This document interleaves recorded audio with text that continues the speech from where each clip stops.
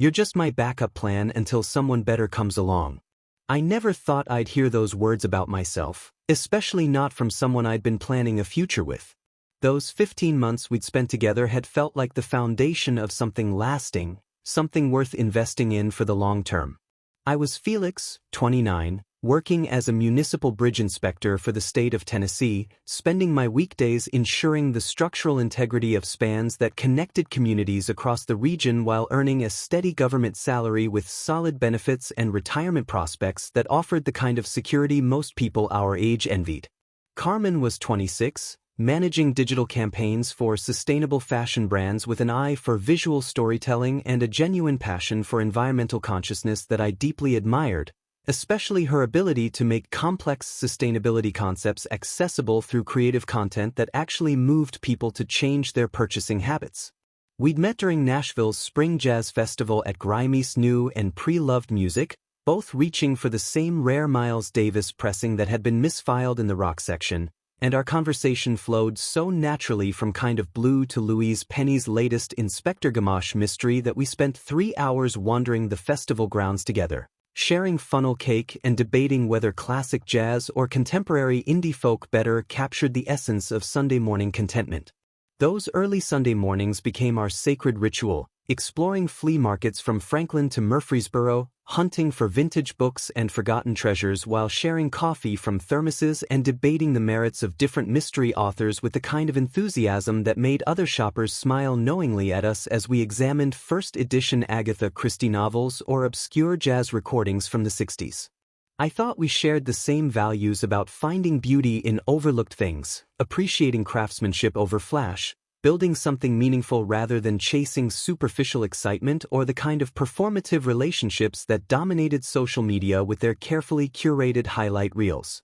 After 7 months of what felt like genuine compatibility and natural progression, we'd moved in together to a cozy duplex near Music Row, splitting the rent evenly and creating a space filled with our combined collection of books, vinyl records, and weekend flea market discoveries that told the story of our relationship through small treasures we'd found together. I'd started imagining holidays with her extended family in Memphis, quiet evenings spent reading in comfortable silence with her legs draped across my lap, and the kind of partnership where we supported each other's ambitions while building toward shared goals like travel adventures to used bookstores across the South and eventually buying a house with a proper library and garden space for Carmen's growing interest in sustainable herb cultivation. The domesticity suited me perfectly, coming home to someone who appreciated my stories about interesting bridge engineering challenges and who shared her own creative projects with genuine enthusiasm rather than performative social media documentation. Someone who understood that meaningful work didn't always involve glamorous locations or impressive salary figures. What I completely missed was that Carmen's tight-knit college roommate circle, 5 women who'd remained inseparable since graduation 3 years earlier from Vanderbilt's Environmental Studies program, had been conducting what amounted to systematic surveillance on our relationship from the moment Carmen first mentioned me to them during their weekly pottery class sessions. These women, all navigating varying degrees of career success and romantic satisfaction while maintaining an almost cultish devotion to their group dynamic, had apparently transformed their pottery sessions at a trendy studio in East Nashville into relationship analysis workshops, complete with voice memos they recorded during bathroom breaks to dissect my responses to their carefully orchestrated social scenarios designed to test my suitability as Carmen's long-term partner. What I'd interpreted as natural group dynamics when we attended their dinner parties or book discussions was actually a coordinated research project, with Carmen's friends creating detailed spreadsheets that rated everything from my conversation skills during their wine tasting events to my long-term financial prospects based on my government job trajectory, my ability to contribute meaningful commentary during their monthly book club meetings, and even my physical appearance during different seasonal clothing changes. The shift had been gradual but unmistakable over the past few months, with Carmen increasingly pausing our conversations to check her phone, consulting the group through encrypted messaging apps before making decisions as simple as which restaurant to try for date night or whether I should join them for their monthly wine tasting events at various trendy establishments around the city that seemed designed to showcase certain lifestyle aspirations.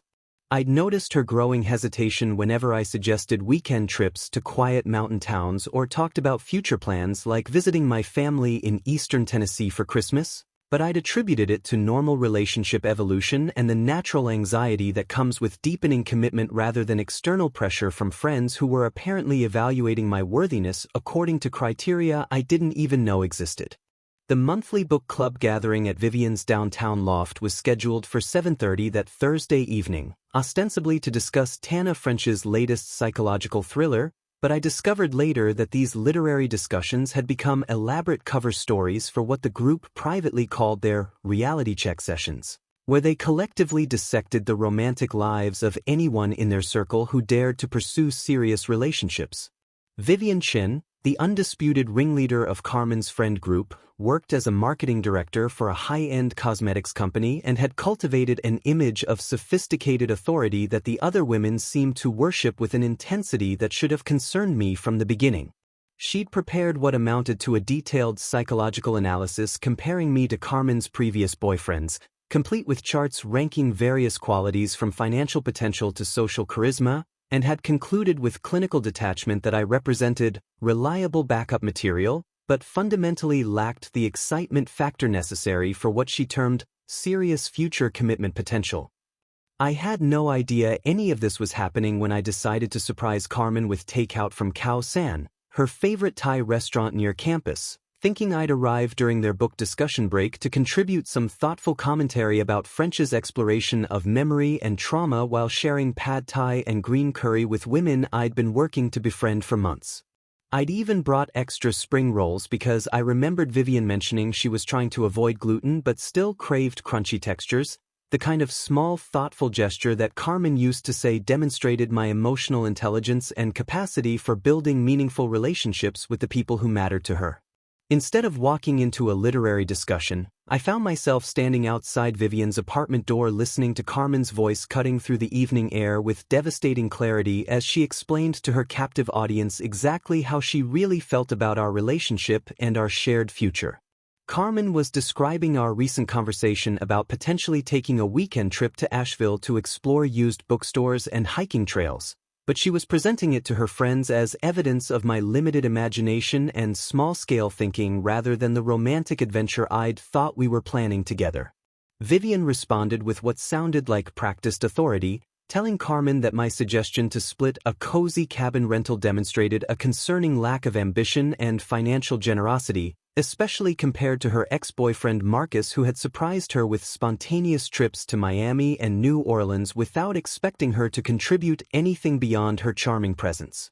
The conversation escalated as other voices joined in, each woman contributing their own observations about my obvious inadequacies as long-term partner material, from my preference for quiet evenings reading together instead of attending networking events to my government job security that apparently signaled contentment with mediocrity rather than entrepreneurial drive. I stood there holding warm containers of food that were growing cold in my hands, listening to these women tear apart everything I thought made me a good partner, while Carmen not only failed to defend me but actually contributed her own criticisms about my tendency to plan too far ahead and my apparent inability to surprise her with expensive romantic gestures that would photograph well for social media documentation. The final blow came when Vivian asked directly whether Carmen saw a real future with me or was simply settling for stability until someone more exciting came along, and Carmen's response destroyed everything I thought we'd built together over those 15 careful months. She told her friends with casual certainty that they were absolutely right about my limitations,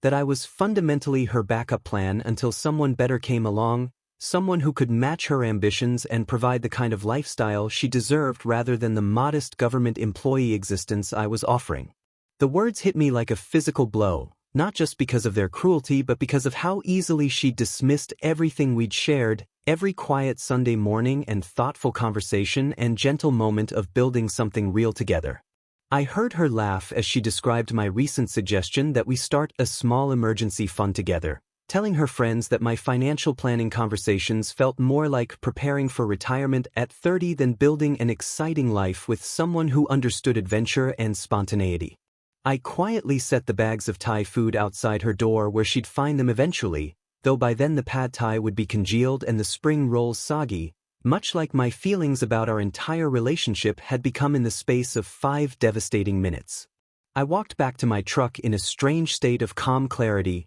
not angry exactly but profoundly disappointed in my own judgment about someone I'd thought I knew completely, someone I'd trusted with vulnerable conversations about my family and career aspirations and hopes for our shared future. The 20-minute drive back to our duplex gave me time to process what I'd heard and make the decision that would change both our lives permanently, though Carmen wouldn't discover the consequences of her casual cruelty until the next morning when she found my half of our shared life simply gone. Carmen discovered my sudden departure when she returned from Vivian's apartment the following morning, expecting to find me asleep in our shared bed where she could perhaps offer some perfunctory explanation about the book club running late while avoiding any direct conversation about the literary analysis session that had somehow devolved into a comprehensive critique of my romantic inadequacies. Instead, she walked into an apartment that had been systematically stripped of my presence with the kind of methodical efficiency that probably should have reminded her that I was, after all, someone whose job required careful attention to structural details and load-bearing calculations. I'd spent the night hours between midnight and sunrise carefully removing every trace of my 15-month investment in our shared domestic life, from my collection of vintage jazz records to the coffee maker I'd bought after learning her preference for Ethiopian beans to the small succulents I'd been nurturing on the kitchen windowsill because she'd mentioned loving plants but lacking the patience to keep them alive. The thoroughness of my departure spoke to both my engineering mindset and my complete commitment to ending our relationship without leaving any threads that might tempt either of us to attempt reconciliation based on shared possessions or sentimental attachments to objects that no longer held meaning for me after overhearing her casual dismissal of everything we'd built together. I'd left behind only the things that had been purely hers from the beginning, along with a brief handwritten note on the kitchen counter explaining that I'd heard enough of her conversation with Vivian to understand exactly how she felt about our future, and that I wouldn't be anyone's backup plan or consolation prize while she waited for someone more exciting to come along. The friend group initially celebrated what Vivian proclaimed a clean break that would allow Carmen to pursue more suitable romantic options without the burden of managing my feelings or explaining to someone with limited social understanding why she deserved a partner with greater ambition and financial resources than a state employee could provide. I learned later through my former coworker Mike, who remained plugged into Nashville's overlapping social circles in ways I'd never bothered to cultivate, that Carmen had called an emergency pottery session that Saturday morning, not to work on their weekly ceramics projects but to process the unexpected panic attacks she'd been experiencing since discovering that someone who had genuinely cared for her authentic self rather than her carefully curated social media persona had simply vanished. Without providing her the opportunity to control the narrative or gradually transition away from our relationship on her preferred timeline. The panic wasn't about losing me specifically, Mike reported with the kind of brutal honesty that made him such a reliable source of information, but about losing the security I'd represented while simultaneously realizing she'd destroyed something real before having a replacement lined up to fulfill the same function in her life. Within 48 hours of my departure, I'd blocked her across every digital platform we'd shared, changed my phone number through my carrier, and notified our landlord that I'd be terminating my portion of the lease effective immediately, paying the penalty fee from my emergency savings account with the same methodical approach I applied to structural engineering problems that required quick decisive action to prevent catastrophic failure. I'd also submitted paperwork for a transfer to the state's Northern Regional Office, a position I'd been considering for months as part of my long-term career development plan but hadn't mentioned to her because I'd foolishly assumed we'd discuss major life decisions together before making them individually, not realizing that she was already consulting her friend group about our relationship's long-term viability without including me in those conversations. Through mutual acquaintances who seemed genuinely surprised by my complete disappearance from Nashville's social landscape, Carmen learned that I'd quietly accepted a position in a small mountain town 3 hours north of the city, working on bridge infrastructure for communities that relied on those connections for economic survival and emergency access. The mountain town where I'd relocated offered everything I'd been craving without realizing it during those months of unconsciously measuring my worth according to Vivian's spreadsheets and Carmen's friend group's approval ratings. A community small enough that my work felt immediately meaningful, hiking trails that didn't require coordination with anyone else's schedule or social media documentation, and a pace of life that rewarded thoughtfulness and competence over performance and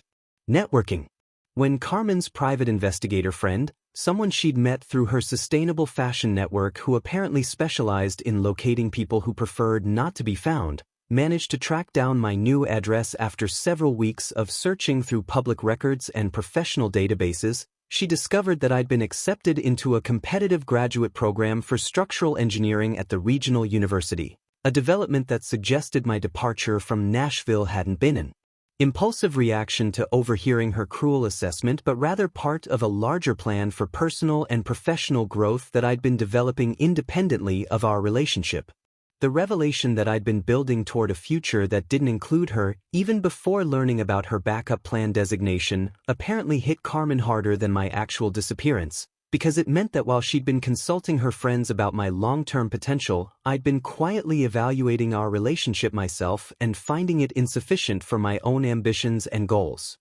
2 years after my midnight disappearance from Nashville, I channeled the experience of discovering how easily someone could dismiss genuine care and thoughtful partnership into writing a semi-autobiographical novel about emotional manipulation disguised as friendship. Working on it during the quiet evening hours after my graduate coursework and weekend mornings when the mountain air felt crisp enough to clear my mind completely of any lingering resentment about Carmen's casual cruelty. The novel, which I titled Load Bearing, explored the story of an engineer who realizes that his girlfriend's social circle has been systematically evaluating him like a structural component, rating his load capacity and long-term durability while he believed they were simply building natural friendships and community connections. Writing had become my way of processing not just the betrayal itself but my own blindness to the warning signs, and I found unexpected satisfaction in transforming personal pain into something that might help other people recognize similar patterns of manipulation before investing years in relationships that were fundamentally dishonest from the beginning.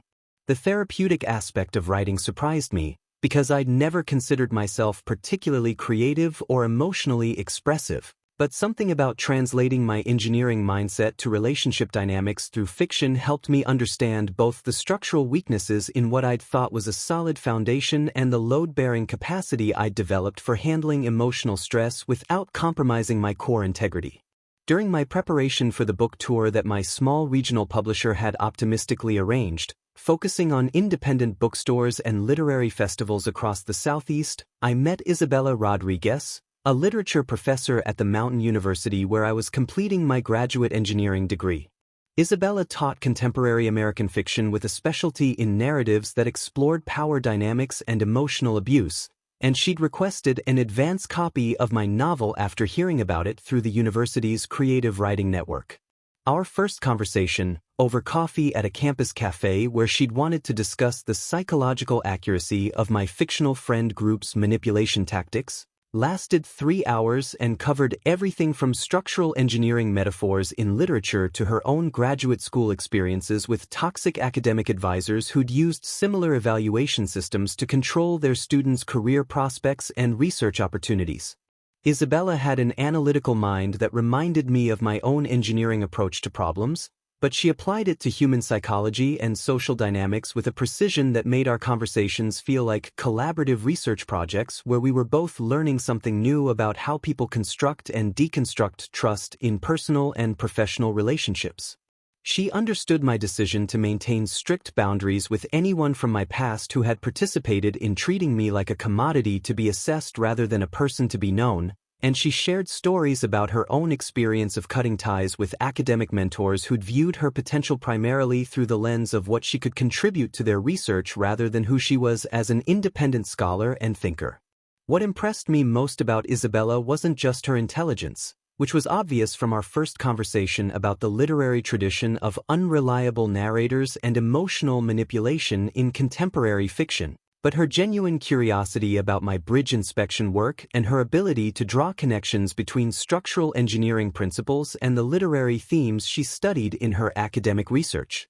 She'd grown up in a family of teachers and social workers in a small Texas town, and she appreciated the public service aspect of my career in ways that Carmen's friend group had never bothered to understand, seeing my government work as meaningful contribution to community infrastructure rather than evidence of limited ambition or entrepreneurial failure. Isabella's support during the final months of writing and editing my novel felt completely different from any encouragement I'd received during my relationship with Carmen, because it came from someone who genuinely wanted to see me succeed at something that mattered to me personally rather than someone who was calculating how my achievements might reflect on her own social status or contribute to the lifestyle she felt she deserved.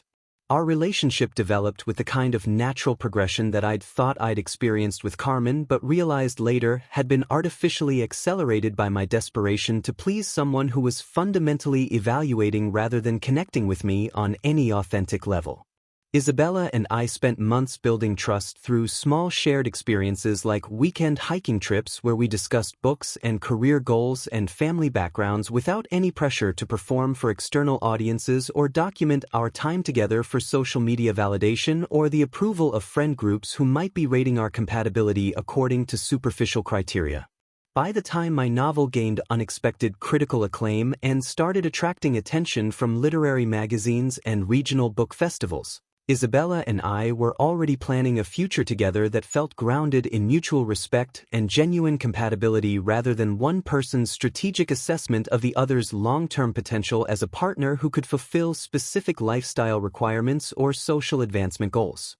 3 years after my midnight departure from Nashville, Carmen discovered my book signing event through a social media promotion posted by Parnassus Books, an independent bookstore in downtown Nashville that was hosting what they described as an evening with a rising regional author whose debut novel had been gaining unexpected critical attention across the Southeast literary circuit. The promotional post featured my author photo, which had been taken on the university campus where I'd been completing my graduate degree, and Carmen later told mutual friends that seeing my face in that context had hit her like recognizing someone she'd thought was dead. Except the person in the photograph looked healthier and more confident than the man she remembered dismissing as her backup plan during that devastating pottery session with Vivian's friend group. She'd spent months after my disappearance crafting elaborate explanations for anyone who asked about our sudden breakup, usually involving vague references to incompatibility and different life goals, carefully avoiding any mention of the backup plan conversation or her friend's systematic evaluation of my worth as a romantic partner.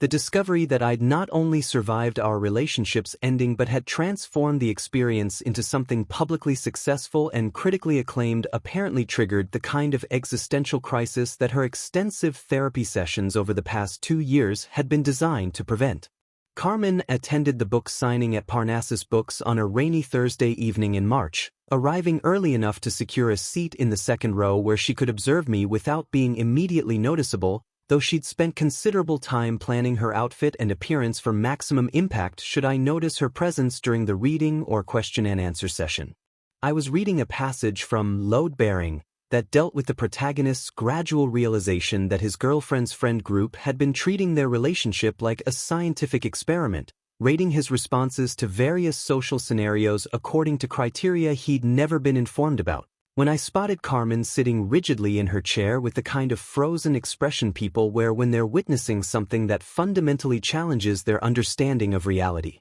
The passage I'd chosen to read explored the emotional aftermath of discovering that someone you trusted with intimate conversations about family trauma and career insecurities had been sharing those vulnerabilities with people who viewed them as data points in their assessment of your long-term potential rather than evidence of the trust you'd been building together.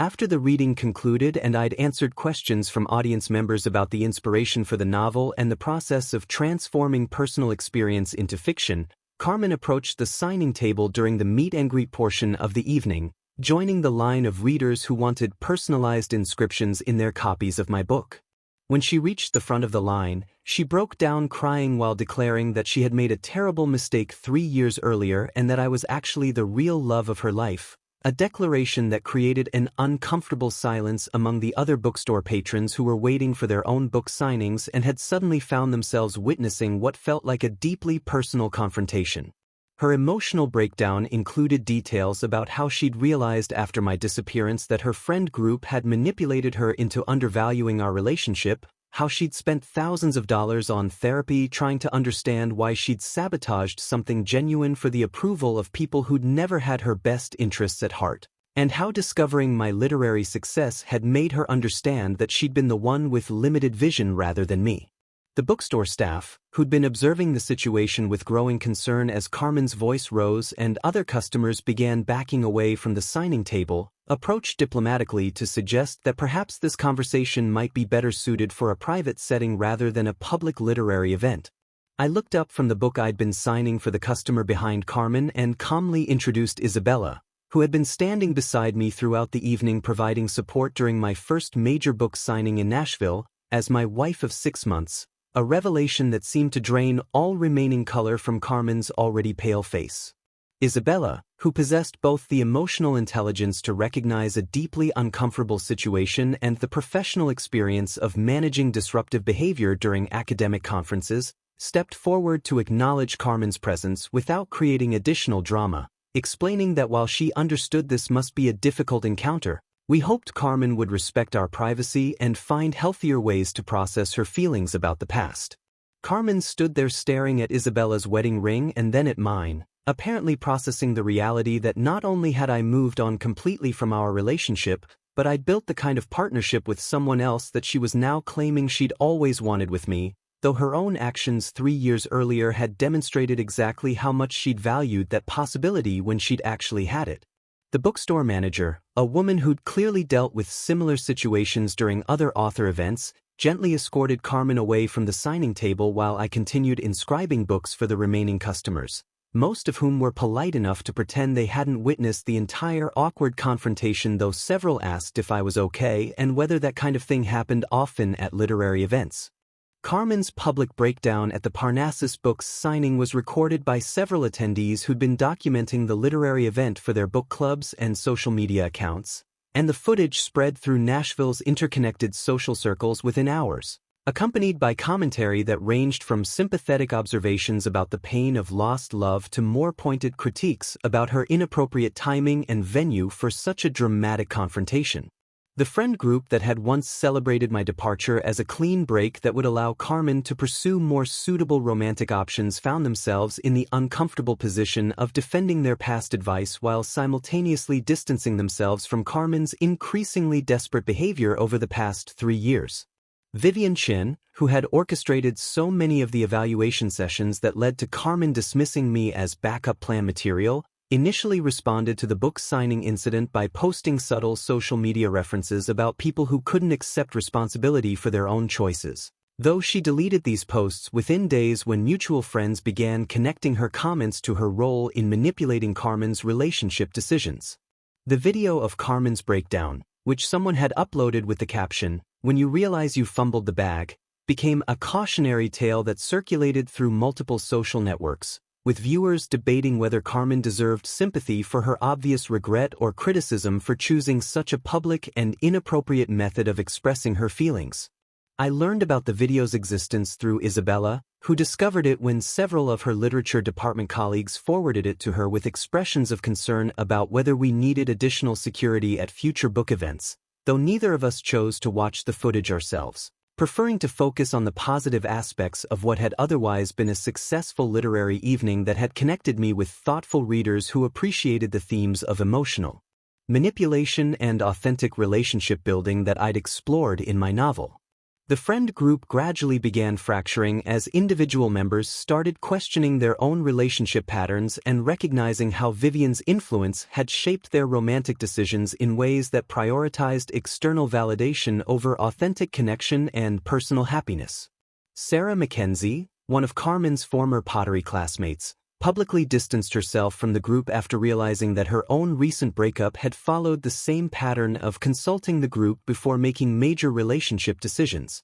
and she began attending individual therapy to understand why she'd allowed others to evaluate her boyfriend's worth according to criteria that had nothing to do with how he actually treated her or their compatibility as partners. Another member of the circle, Jessica Torres, started questioning whether the group's monthly wine tastings and book discussions had become elaborate forums for emotional manipulation rather than genuine friendship, especially after reflecting on how they'd encouraged Carmen to view my thoughtful gestures and financial planning conversations as evidence of limited ambition rather than signs of someone who cared about building a stable future together.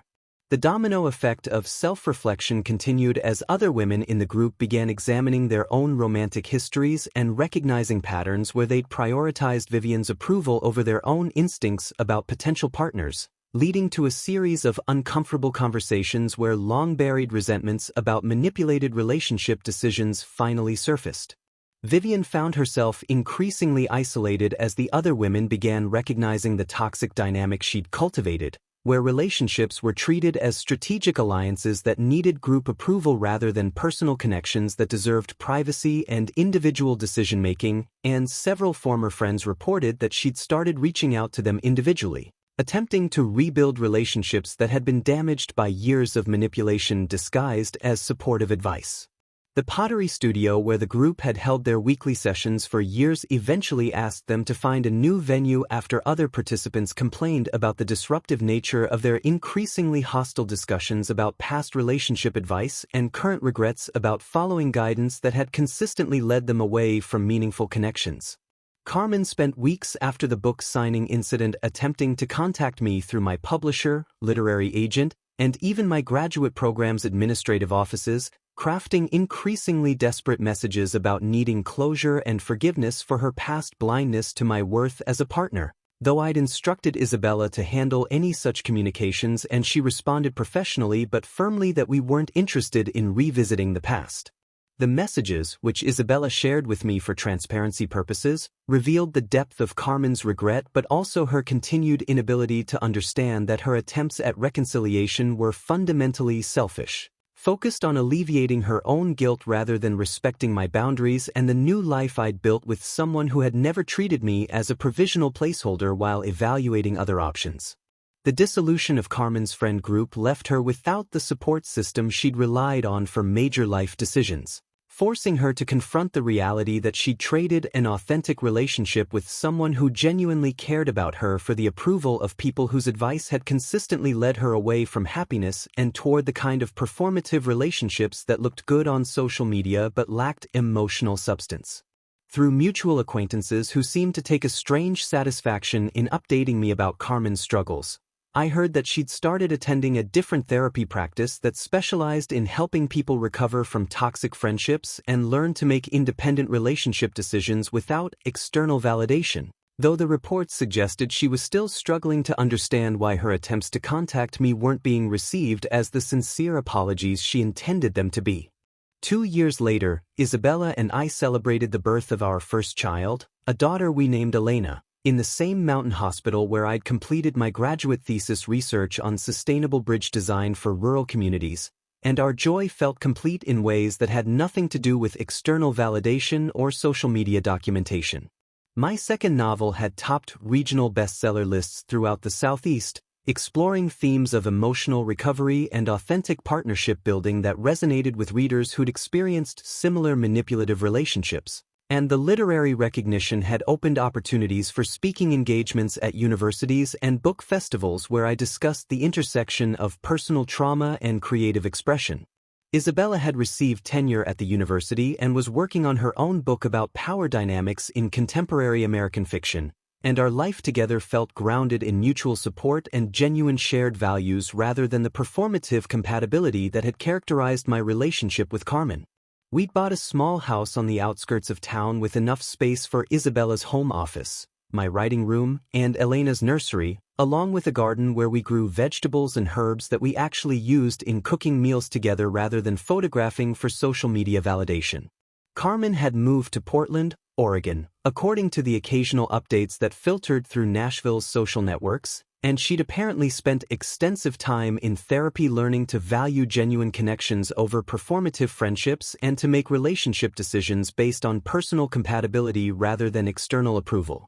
I learned about her geographic relocation through Mike, my former coworker who still maintained connections to Nashville's social circles, and he reported that Carmen had begun working as a freelance digital marketing consultant while attending graduate school for sustainable business practices, pursuing the kind of authentic career development that prioritized personal growth over impressive titles or social status. The therapy work she'd undertaken had apparently helped her understand why she'd allowed Vivian's friend group to manipulate her relationship decisions, and she'd developed the courage to build connections based on authenticity rather than strategic social advancement, though the process had been difficult and lonely as she learned to trust her own judgment about people and relationships. Through the same informal network of mutual acquaintances, I heard that Carmen had attempted one final communication when she learned about Elena's birth, sending a congratulatory card through my publisher that acknowledged she'd learned to respect boundaries and wished me happiness without expecting any response or reconciliation. Isabella and I had discussed the card when it arrived, and she supported my decision to maintain permanent no contact while appreciating what appeared to be Carmen's genuine growth toward understanding why her previous attempts at communication had been inappropriate and boundary violating. The card itself was simple and brief, expressing congratulations on our daughter's birth and acknowledging that she hoped I'd found the kind of partnership and family life that I'd always deserved, without any requests for forgiveness or suggestions that we should reconnect, suggesting that her therapy work had helped her develop genuine respect for the boundaries I'd established. We kept the card briefly before disposing of it, not out of anger or resentment but simply because our current life was so full of meaningful relationships and experiences that revisiting the past felt unnecessary and potentially disruptive to the peace we'd built together. Isabella's family had embraced me completely, appreciating my steady presence in their daughter's life and my commitment to supporting her academic and personal goals, while my own parents had developed a warm relationship with Isabella and were absolutely delighted to become grandparents to a child whose existence represented hope and continuity rather than the painful reminder of relationships that had been built on unstable foundations. Elena's arrival had given our life a new center of gravity, and watching Isabella become a mother while continuing her academic work reinforced my understanding of what true partnership looked like when both people were committed to building something larger than themselves without sacrificing their individual identities or aspirations. The contrast between my current life and the anxiety-inducing dynamic I'd experienced with Carmen couldn't have been sharper, and I felt profound gratitude for the painful experience that had taught me to recognize authentic love when it finally appeared in my life. We focused entirely on our growing family, our respective careers, and the community we'd built in our mountain town, where people knew us as the literature professor and the bridge engineer who'd written a successful novel, rather than as characters in someone else's dramatic story about lost love and missed opportunities. The life Isabella and I had created together felt sustainable in ways that my relationship with Carmen never had, built on daily choices to support each other's goals and dreams rather than constant evaluation of whether we met external standards for what a successful partnership should look like. And I knew with complete certainty that I'd found exactly what I'd been searching for during those lonely months after discovering I'd been someone's backup plan.